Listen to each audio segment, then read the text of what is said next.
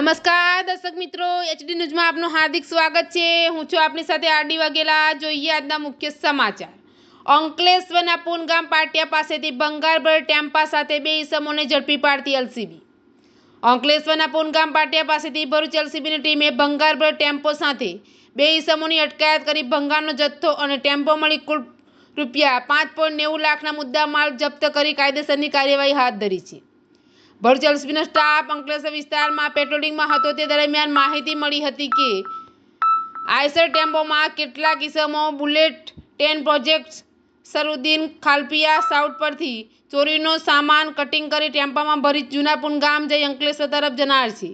જે મળેલી માહિતીના આધારે એલસીબી પોલીસે પૂનગામ પાટિયા વોચ ગોઠવી હતી। તે સમયે ટેમ્પો આવતા પોલીસે તેની અટકાયત કરી અંદર તપાસ કરતા તેમાંથી 2600 કિલો લોખંડનો ભંગાર મળી આવ્યો હતો।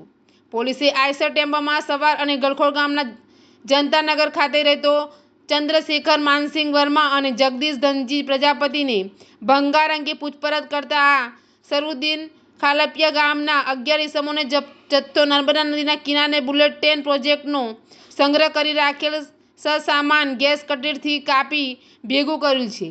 જે જથ્થો રાજપાલ નામના ઈસમનો ફોન આવવામાં લેવા ગયા હોવાની કબૂલાત કરી હતી।